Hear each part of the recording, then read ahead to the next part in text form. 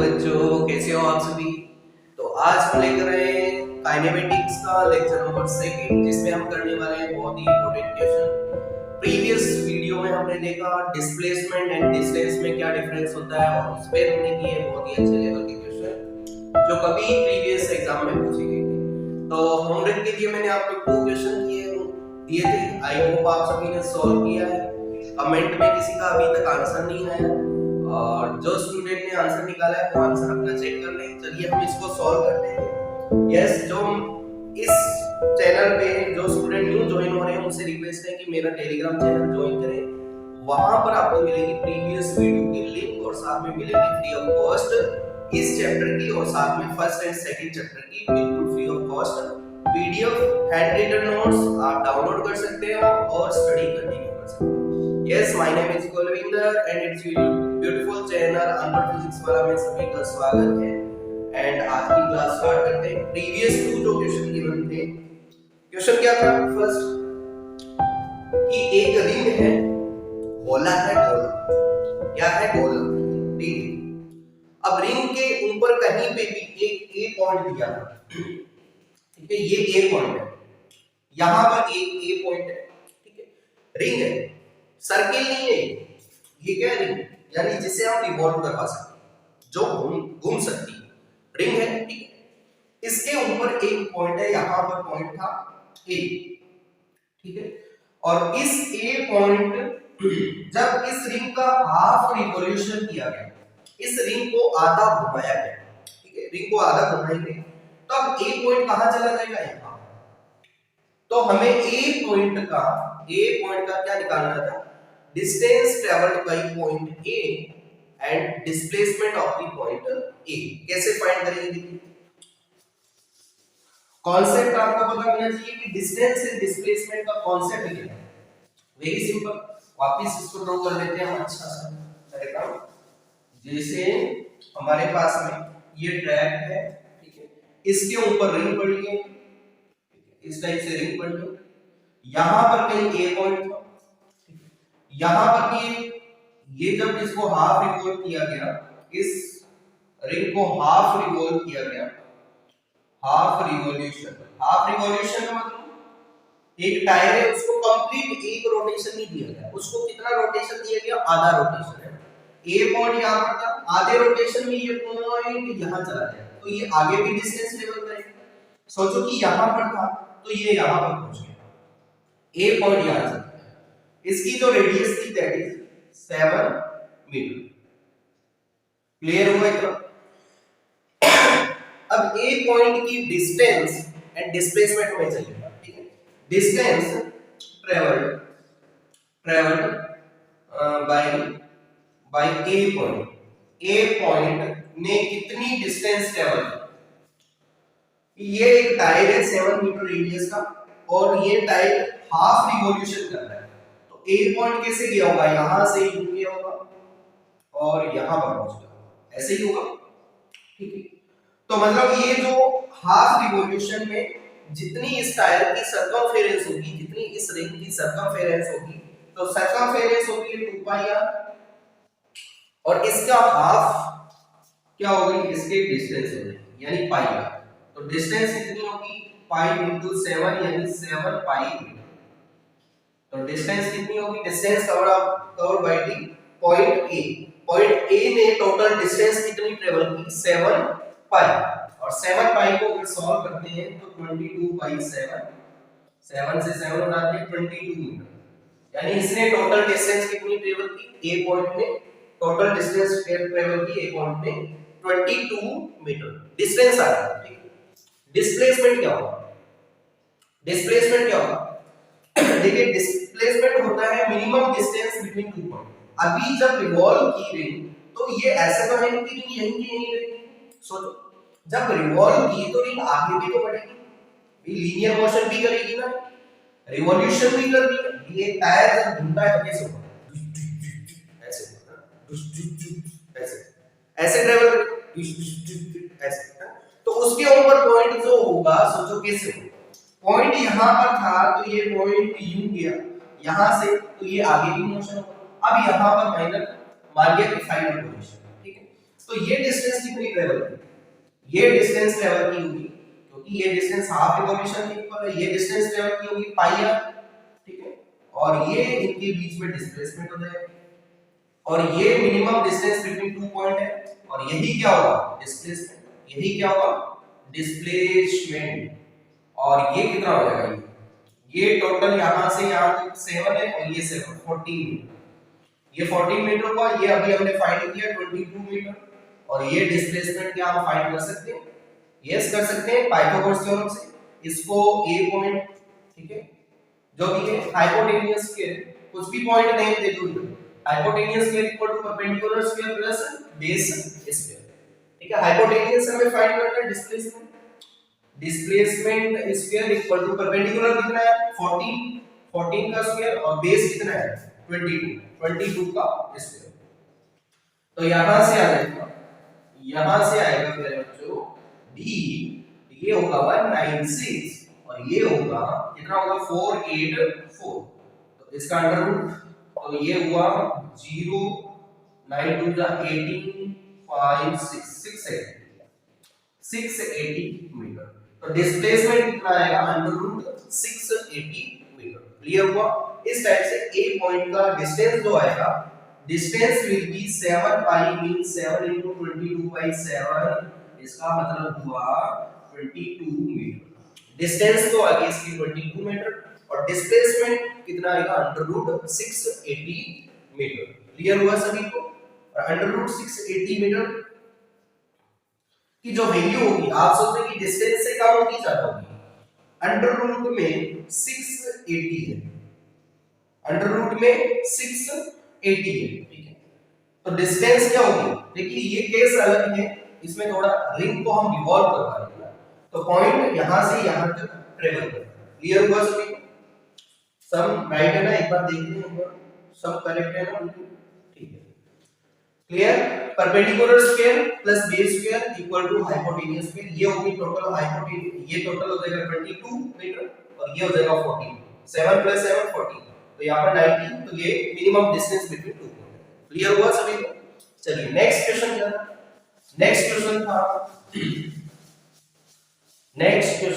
एक सर्किल है जिसमें रेडियस थी 14, रेडियस क्या थी 14, ये रेडियस थी 14 थी, और हमें क्या करना था, यहां से चलकर इधर से क्यों यहां तक जाना था, यहां तक जाना था, और ये रेडियस 14 मीटर थी, और यहां पर जो एंगल था दैट वाज 120, एंगल कितना था 120 डिग्री, तो पार्टिकल का हमें डिस्टेंस एंड डिस्प्लेसमेंट यहां पर चाहिए, यही चाहिए ना। चलिए कैसे करेंगे हम, देखो इसको हम वेक्टर से भी सॉल्व कर सकते हैं, वेक्टर एडिशन से भी सॉल्व कर सकते हैं, लेकिन वेक्टर वाला चैप्टर अभी हुआ नहीं, तो आपको मैं डायरेक्ट बता रहा हूं कि कैसे ट्रिग्नोमेट्री की हेल्प से कैसे करेंगे। ये एक ट्रायंगल है, इसको हमने यूं ड्रॉ कर दिया, यूं ड्रॉ कर दिया, क्या ये साइड और ये साइड इक्वल होगी, रेडियस ऑफ द सर्किल ये 14 है, तो ये भी कितनी होगी 14, ये ओ ये ए, और ये क्या हो जाएगी, क्लियर हुआ। हमने क्या किया, यहां से परपेंडिकुलर ड्रॉ किया, जब भी इसमें परपेंडिकुलर ड्रॉ करते हैं तो ये क्या करता है, सामने वाली साइड को टू इक्वल पार्ट में डिवाइड करता है।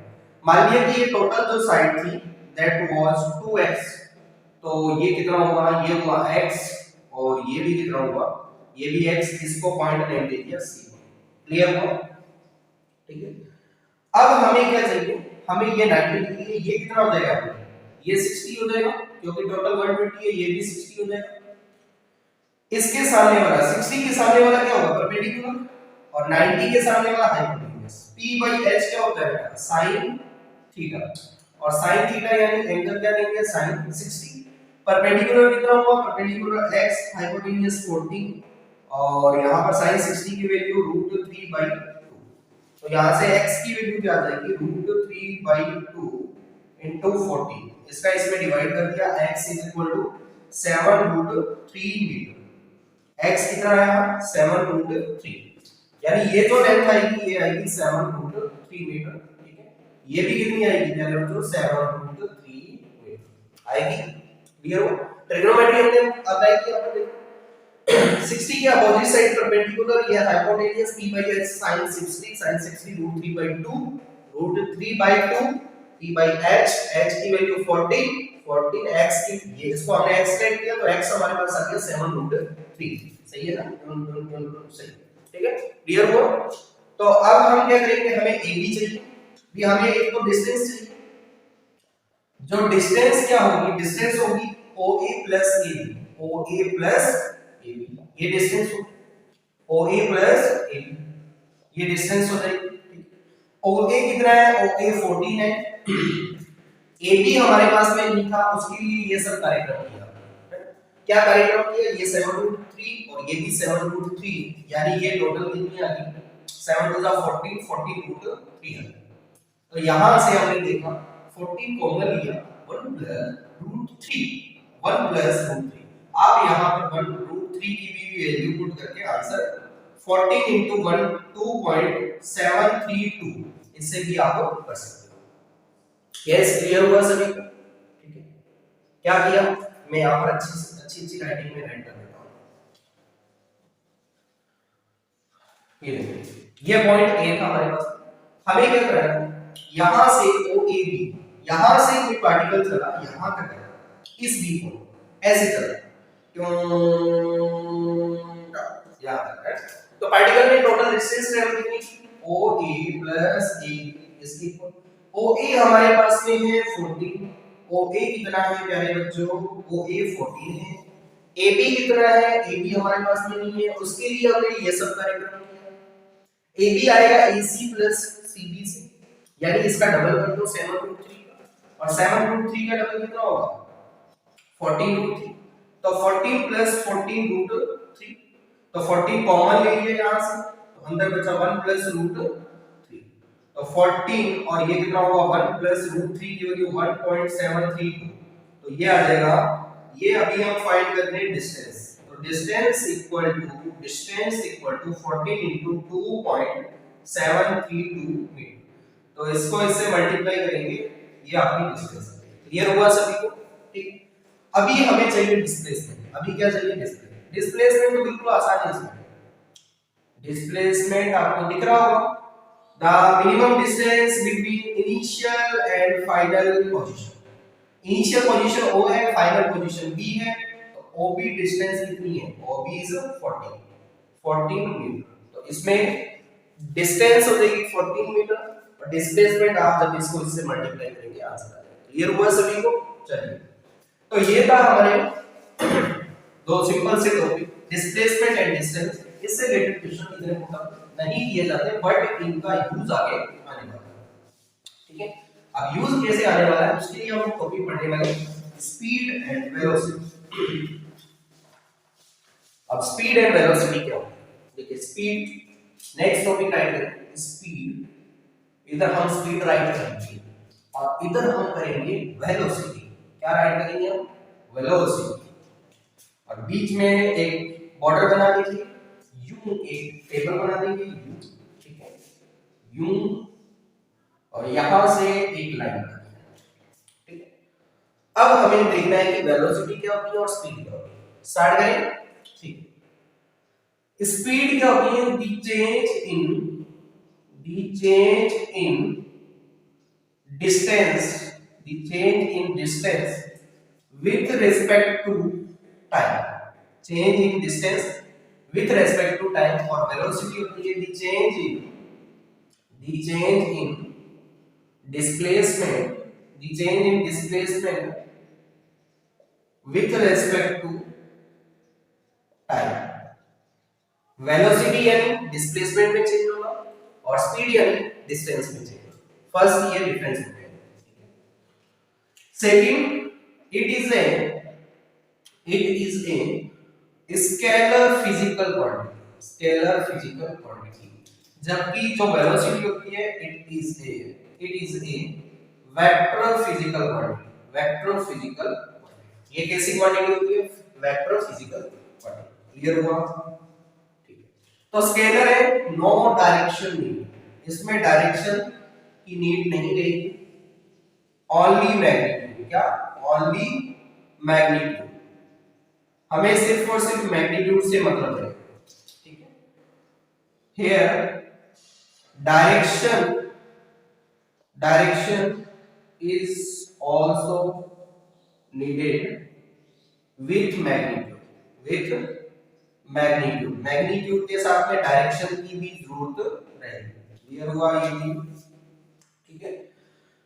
अच्छा, इसकी डायरेक्शन की जरूरत है, इसकी डायरेक्शन किधर होती है, अलोंग द मोशन और डिस्प्लेसमेंट, अलोंग द डिस्प्लेसमेंट कह लो, अलोंग द मोशन कह लो। डिस्प्लेसमेंट जिधर हो रहा है उधर ही वेलोसिटी की डायरेक्शन, भाई डिस्प्लेसमेंट यूं हो रहा है तो वेलोसिटी की डायरेक्शन भी यूं होगी। डिस्प्लेसमेंट हो रहा है ईस्ट से वेस्ट तो डायरेक्शन भी क्या होगी, ईस्ट से वेस्ट। डिस्प्लेसमेंट हो रहा है जयपुर टू दिल्ली तो डायरेक्शन ऑफ द वेलोसिटी भी क्या होगी, जयपुर टू दिल्ली, ठीक है। जिधर मोशन होगा उधर ही डायरेक्शन होगा। क्लियर हुआ? Types of speed, two type की स्पीड होती है, एक होती है एवरेज, ये इंपॉर्टेंट है। एवरेज स्पीड, प्यारे बच्चों, एवरेज स्पीड क्या होती है, टोटल डिस्टेंस अपॉन में total time, total distance upon में टोटल टाइम। नेक्स्ट टॉपिक हमारा यही रहने वाला है, ठीक है। इस पे हम डिस्कस करेंगे, अच्छे लेवल के क्वेश्चन करने वाले हैं इस पे, ठीक है। एवरेज स्पीड और इसी टाइप से यहां पर एवरेज वेलोसिटी। प्यारे बच्चों, एवरेज वेलोसिटी क्या होगी, एवरेज वेलोसिटी होगी total displacement upon total time, total displacement upon में टोटल टाइम। इसके बाद में एक और टाइप होता है जिसे हम कहते हैं इंस्टेंटेनियस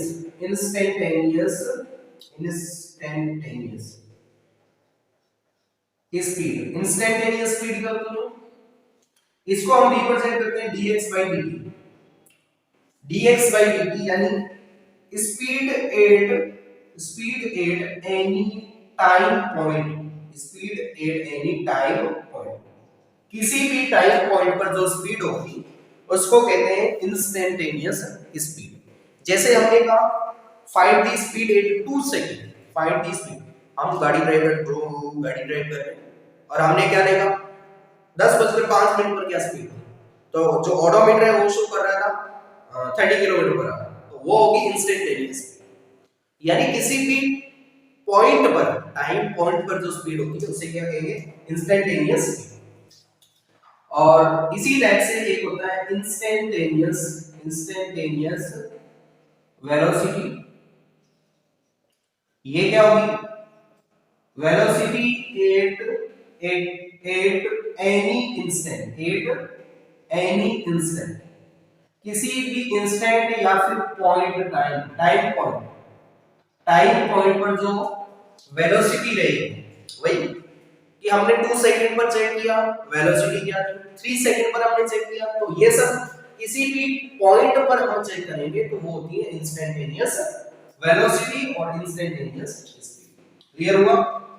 नेक्स्ट इनकी यूनिट देख लेते हैं, यूनिट इक्वल टू ये होती है मीटर पर सेकंड में, ऐसा ही यूनिट किलोमीटर पर आवर में भी होती है, और इसमें भी यूनिट क्या होगी, यूनिट विल बी मीटर पर सेकंड और किलोमीटर पर आवर, ठीक है।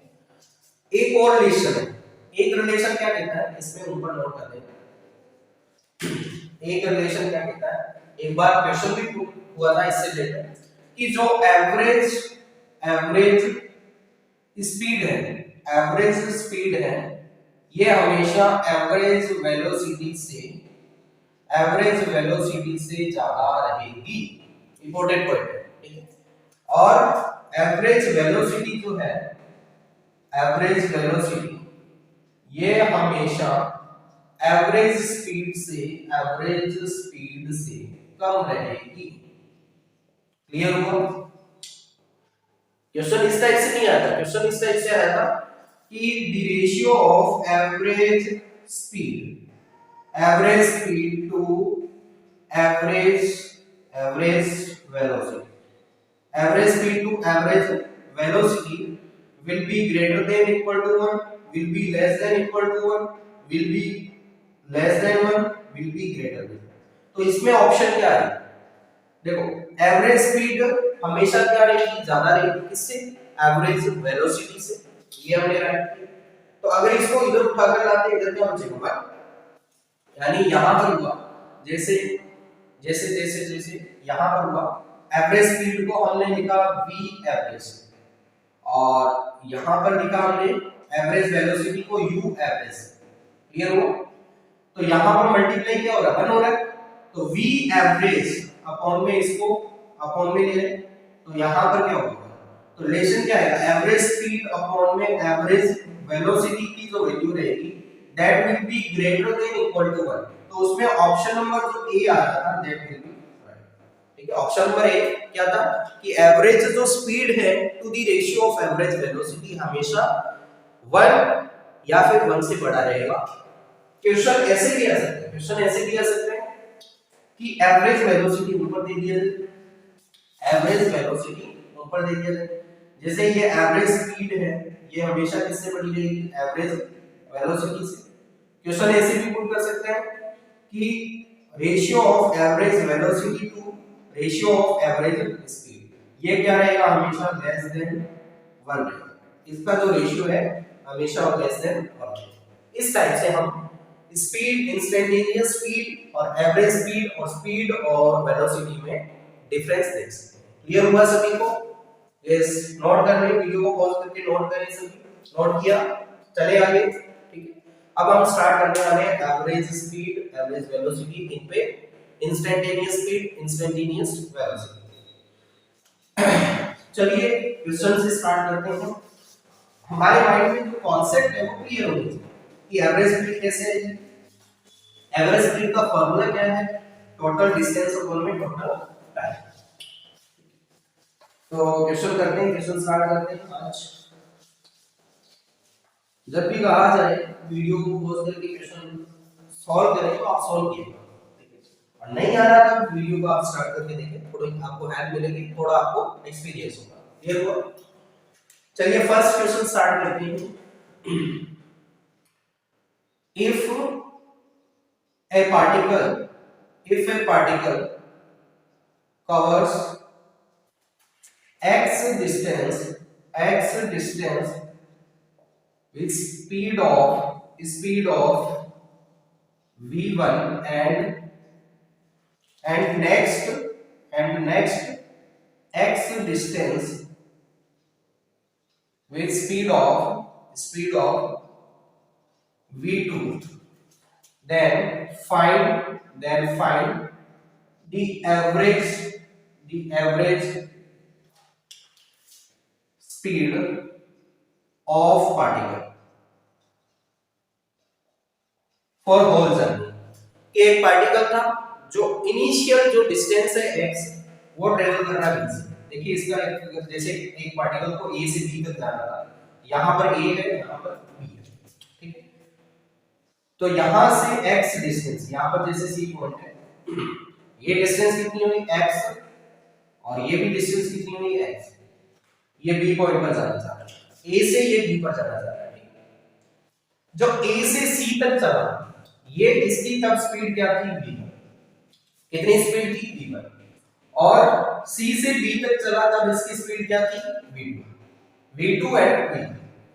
इनिशियली जो x डिस्टेंस ट्रैवल कर रहा है वो कर रहा है v1 स्पीड से, और लास्ट स्टेज में आकर जब वो उसने x डिस्टेंस ट्रैवल की तब वो कर रहा है v2 स्पीड से। तो हमें एवरेज स्पीड चाहिए। कॉन्सेप्ट क्या कहता है, कॉन्सेप्ट कहता है कि भाई एवरेज जो स्पीड होती है मेरे बच्चों, एवरेज स्पीड होती है total distance travelled by body upon में टोटल टाइम।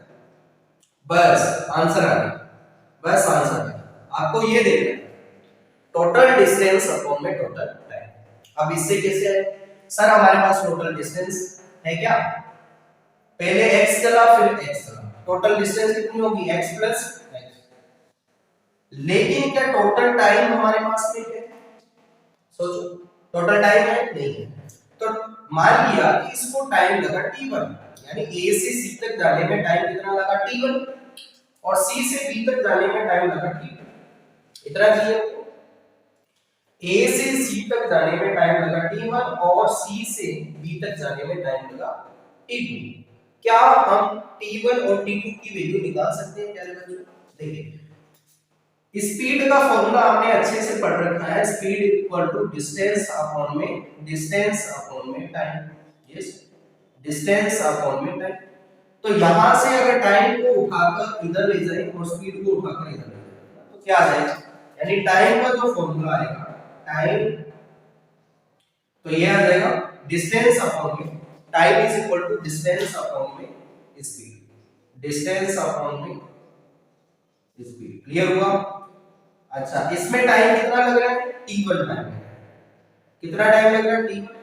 डिस्टेंस कितनी है यहां से यहां तक? x है। किस स्पीड से चल रहा है? v1 स्पीड से चल रहा है। तो t1 की वैल्यू आ गई। उसी टाइप से अगर हमें t2 निकालना है तो t2 कैसे आएगा? डिस्टेंस कितनी है यहां से यहां तक? x, और स्पीड किससे चल रहा है? v2 से। तो ये क्लियर हुआ? तो ये t1 और t2 की वैल्यू यहां पुट कर देंगे, x plus x 2x, t1 की value x by v1 plus और t2 की value x by v2। 2x नीचे से कॉमन क्या आ रहा है? x कॉमन आ रहा है, तो यहां पर बचेगा 1 by v1 plus 1 by v2। Clear हुआ?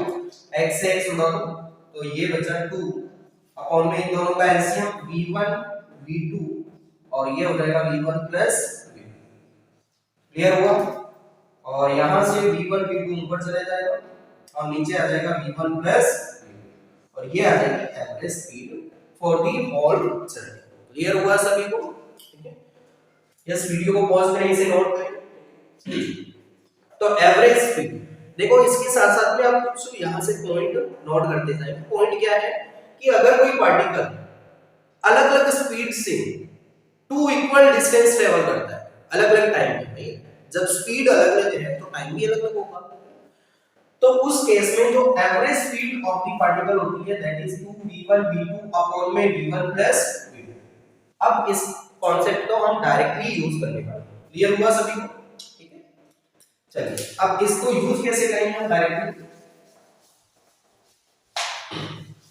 मान लिया कि एक जैसे क्वेश्चन आया आपके पास, इतना सब लगाने की जरूरत नहीं है, बस हमने जो रिजल्ट देखा उसी से अब उसी को हम क्या करेंगे ना, उसी से हम बात करेंगे कि एक पार्टिकल है जैसे ये है बस, ये है बस, ठीक है, इधर बैठा है मॉल बैठा है, ये बस जा रही है इधर, ए पॉइंट से चले बी पॉइंट पर पहुंचे, फिर बी से चली सी पर पहुंचे।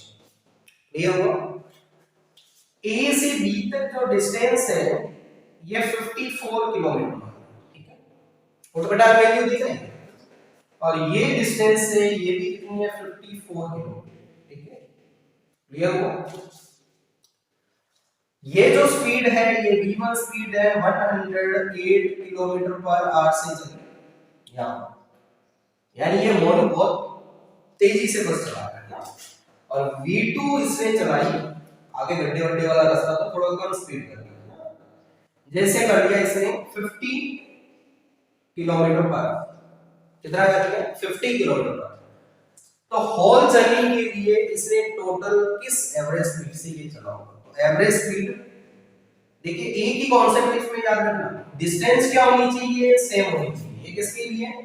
डिस्टेंस सेम होनी चाहिए, तभी ये फार्मूला लगेगा। तो क्या निकाली थी? 2v1 v2 अपॉन में v1 प्लस v2। इतना सब कुछ करने की जरूरत नहीं, डायरेक्ट आंसर आएगा यहां से।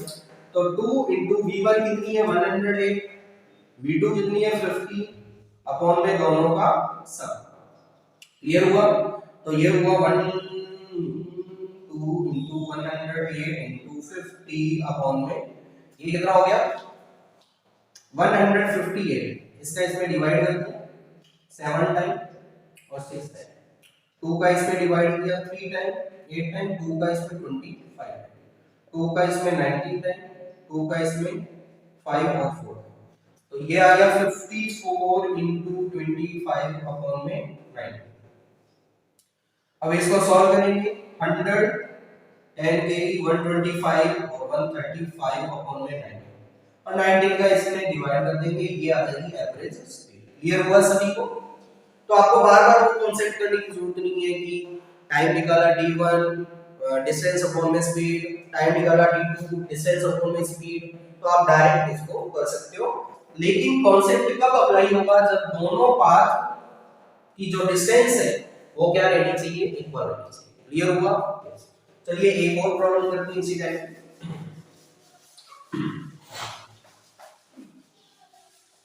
मान लिया इस बार थोड़ा सा विषय को चेंज करें। if a particle covers half of distance with v1 speed, next one fourth distance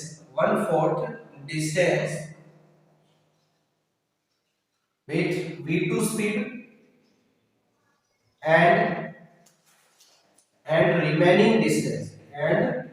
remaining distance with v3 speed, then find average speed for all path complete path की एवरेज स्पीड क्या होगी। Yes, video को pause करें, try करें। Complete path की average speed क्या होगी, ठीक है। तो वही कॉन्सेप्ट आपको माइंड में रखना है। कॉन्सेप्ट क्या कहते हैं कि average speed equal to total distance upon में टोटल टाइम। कॉन्सेप्ट क्या कहते हैं, average speed equal to total distance upon में टोटल टाइम। क्लियर हो? अप्लाई करें इसे, अप्लाई करें। एक पार्टिकल है, ये कैसे मोशन कर रहा है, देखिए यहां पर एक ए पॉइंट है, यहां पर बी पॉइंट है, यहां पर सी पॉइंट है और यहां पर डी। ये टोटल डिस्टेंस को हम मान लेते हैं कि x डिस्टेंस है। कितनी डिस्टेंस है, x डिस्टेंस है। तो इसने कहा a से b तक, यानी हाफ डिस्टेंस, यानी x का हाफ कितना होगा, x/2। x का हाफ कितना होगा, x/2। ये v1 स्पीड से चला, मान लिया कि इसको टाइम लगा t, टाइम कितना लगा t। अब b से c इसने कहा है नेक्स्ट 1/4 डिस्टेंस। अब बची कितनी, हाफ बची, हाफ का 1/4 कितना होगा, सुनो, हाँ नेक्स्ट 1/4 यानी टोटल का इसने 1/4 का है। हाफ का 1/4 नहीं लेना, टोटल 1/4 डिस्टेंस, यानी x/4 बचा और इधर भी कितना बचा, x/4। ये इसने v2 स्पीड से ट्रेवल किया और ये इसने v3 स्पीड से ट्रेवल किया। यहां पर टाइम लगा t2 और यहां पर टाइम लगा t3। ऐसा क्लियर हो? तो कॉन्सेप्ट क्या कहता है, एवरेज स्पीड इक्वल टू, प्यारे बच्चों, average speed is equal to total distance कितनी है भाई, x। टोटल डिस्टेंस हमने कितनी ली, x, ये x/2, ये x/4, x/4, इन सभी को ऐड करेंगे तो x आ जाएगा। तो टोटल डिस्टेंस इज x और टोटल टाइम t1 लगा, t2 लगा और t, इन सभी का सम कर देंगे तो x is equal to t1 कैसे आएगा, वही वापस टाइम इज इक्वल टू क्या होता है, time is equal to distance upon में स्पीड। क्लियर हुआ? और t1 अगर हमें टाइम निकालना है तो कैसे निकालेंगे मेरे बच्चों, t1 टाइम निकालने के लिए हमें क्या करना पड़ेगा, जो डिस्टेंस है x/2, इसमें v1 का डिवाइड। क्लियर हुआ? प्लस t2 टाइम निकालने के लिए डिस्टेंस कितनी है, x/4, इसमें हमें v2 का डिवाइड करना है और नेक्स्ट डिस्टेंस कितनी है, x/4, इसमें हमें v3 का डिवाइड करना है। क्लियर हुआ सभी को इतना? अब इसको हम सॉल्व कर देंगे, तो इसको थोड़ा मैं हटा देता हूं यहां से। तो यहां से इस इक्वेशन को जब सॉल्व करेंगे, average speed equal to x upon में, डिनोमिनेटर में देखो x x x कॉमन आ रहा है, तो रिमाइंडर क्या रहेगा 1/2 v1 plus 1/4 v2 plus 1/4 v3। तो x से x उड़ा दो, 1 बाई इन सभी का एलसीएम कितना आया 2v1 4v2 4v3, तो ये आ जाएगा 4v1 v2 v3, ये आ जाएगा। इसका इसमें डिवाइड किया, रिमाइंडर क्या रहा 2v2 v3, 2v2 v3 को इससे मल्टीप्लाई v2 v3 प्लस, अब देखिए हमने 4v2 का इसमें डिवाइड किया, 4 से 4 कैंसिल आउट और v2 से v2 कैंसिल आउट, रिमाइंडर रहा v1 v3 और 4v3 का इसमें डिवाइड करेंगे प्यारे बच्चों v1 प्लस v1 v2, ये डिवाइड क्या फॉर्म में डिवाइड, तो ये ऊपर चले जाएगा, तो एवरेज स्पीड क्या आ गई 4v1 v2 v3 अपॉन में 2v2 v3 plus v1 v3 plus v1 v2। Clear हुआ? इस टाइप से ये रिजल्ट आप यूज नहीं कर सकते, ये रिजल्ट वहां पर ही आप यूज कर सकते हो जहां पर फर्स्ट में हाफ डिस्टेंस ट्रेवल की गई हो, सेकंड में 1/4 डिस्टेंस और थर्ड में जो बची हुई 1/4 डिस्टेंस ट्रेवल की गई। ठीक है, अलग-अलग डिस्टेंस है, यहां पर डिस्टेंस अलग-अलग है, तो एवरेज स्पीड देखो, अगर आप इसको याद करते हो तो कंफ्यूजन रहेगा हमेशा, तो कॉन्सेप्ट को माइंड में रखें, कॉन्सेप्ट अगर माइंड में है तो आप किसी भी टाइप का क्वेश्चन कर सकते हैं। चलिए एक और क्वेश्चन करते हैं एवरेज स्पीड से रिलेटेड। देखिए एवरेज स्पीड या एवरेज वेलोसिटी, एवरेज वेलोसिटी भी तो वही होगी magnitude of the average speed, तो ये सब ऐसे नहीं कि एवरेज वेलोसिटी का अलग से टॉपिक होगा, यही है। चलिए नेक्स्ट क्वेश्चन करते हैं, थोड़ा सा और चेंज करते हैं क्वेश्चन को। मान लीजिए कि इस बार क्वेश्चन कुछ इस टाइप से है। क्वेश्चन क्या कह रहा है, for if question number 3, if a particle covers distance x with speed v1 and v2, with speed v1 and v2, and for first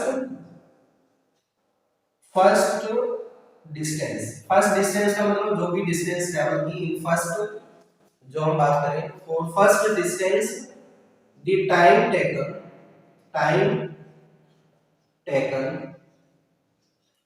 1/3 of the whole time, 1/3 of the whole time, complete जो time है उसका 1/3 लिया गया v1 speed travel करने में, and remaining time is used for covering distance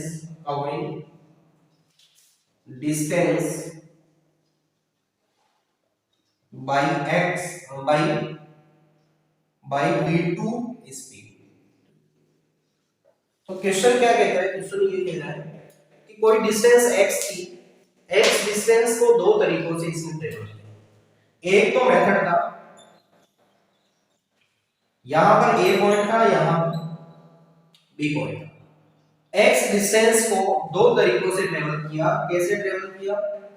कुछ distance इसने travel की v1 स्पीड से और कुछ डिस्टेंस इसने ट्रेवल की v2 स्पीड से। कुछ डिस्टेंस इसने ट्रेवल की v1 स्पीड से और कुछ इसने डिस्टेंस ट्रेवल की v2। टोटल में इसको टाइम लग रहा था t, टोटल कवर करने में इसे टाइम लग रहा था t। क्लियर हो?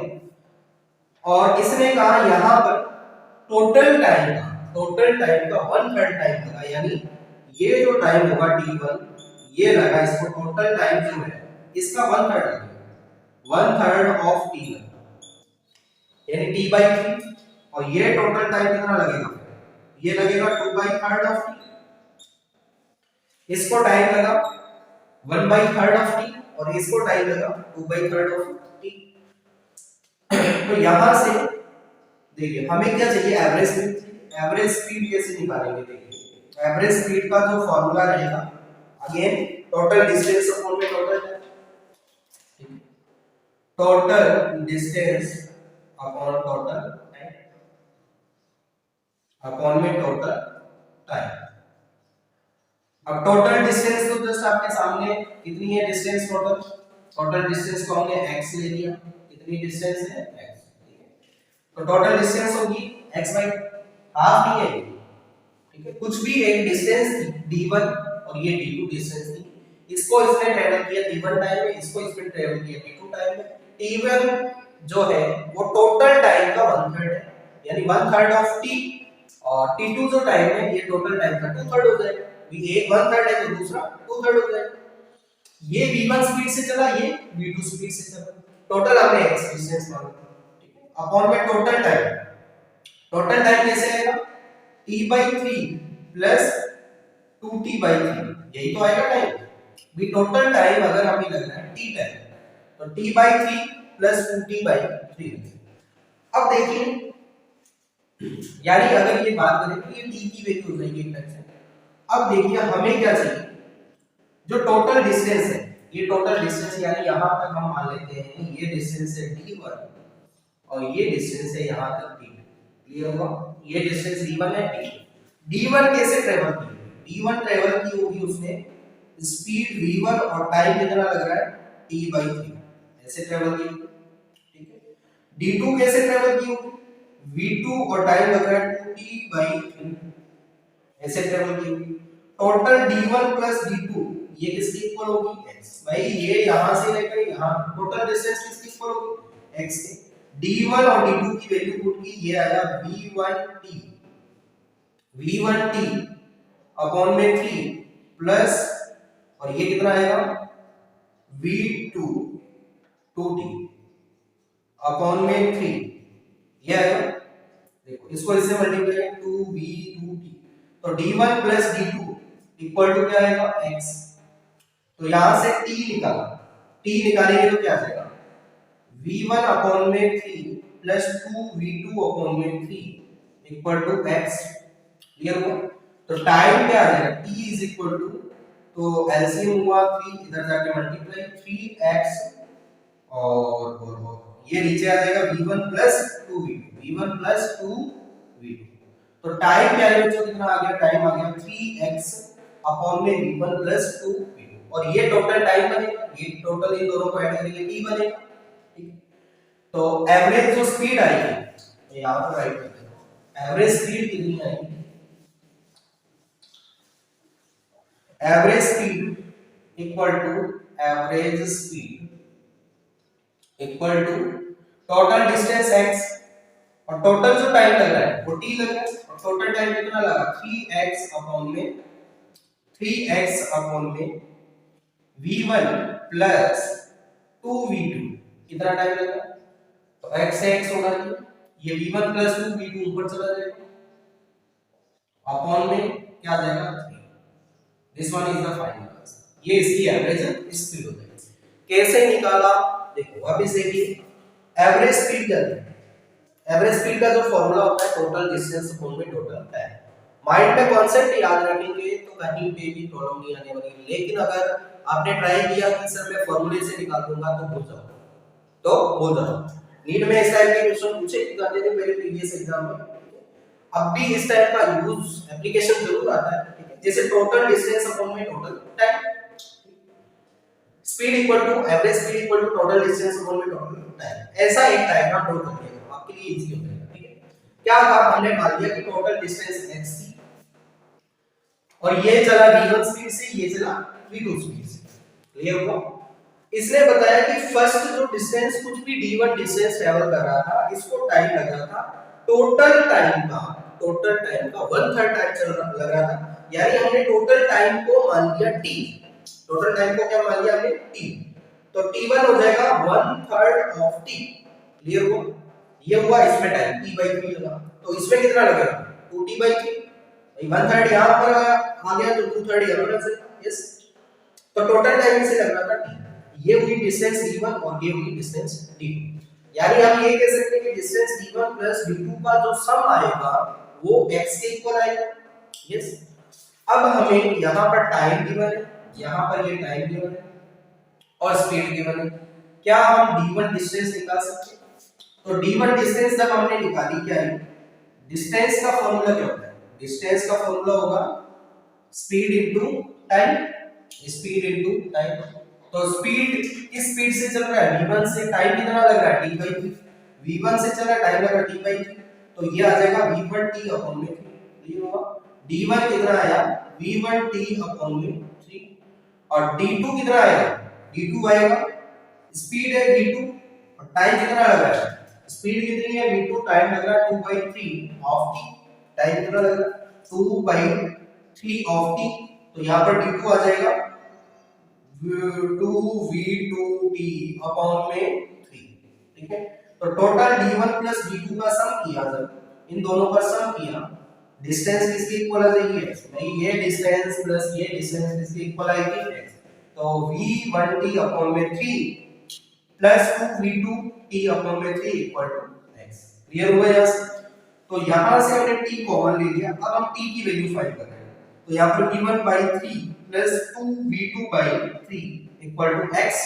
तो यहाँ से t की वैल्यू एलसीएम कितना आया? v1, देखो v1/3 plus 2v2/3 equal to x। ठीक है, इन दोनों का एलसीएम क्या आएगा? एलसीएम आएगा 3। तो ऊपर क्या बचा? v1 plus 2v2 equal to x। ये डिवाइड हो रहा है, इधर जाके मल्टीप्लाई, इधर टाइम चल रहा है, साथ में क्या चल रहा है? इधर मल्टीप्लाई में टाइम। तो टाइम इज इक्वल टू ये 3x अपॉन में v1 प्लस 2v। या टाइम की वैल्यू क्या आ गई? 3x अपॉन में v1 प्लस v। देखो टोटल डिस्टेंस है हमारे पास में x, टोटल डिस्टेंस कितनी है x, और टोटल टाइम कितना है t। t की वैल्यू हमारे पास में आ चुकी है, t कितना आया? 3x अपॉन में v1 प्लस 2v2। तो ये वैल्यू जब हमने पुट की, ये x अपॉन में टाइम की ये वैल्यू, तो x से x कैंसिल आउट, तो ये v1 प्लस 2v2 ऊपर चला जाएगा, v1 प्लस 2v2 अपॉन में 3। ये आपका फाइनल आंसर। तो average speed in this one case is v1 plus 2v2 upon में 3। चलिए, आज का लेक्चर आई होप आप सभी को समझ में आया होगा। तो नेक्स्ट हम इसी एनर्जी के साथ में जुड़ेंगे और नेक्स्ट क्लास में भी हम एवरेज स्पीड, एवरेज वेलोसिटी का डिस्कस करने वाले हैं। तो तब तक के लिए आप स्टडी करते रहिए। All the very best.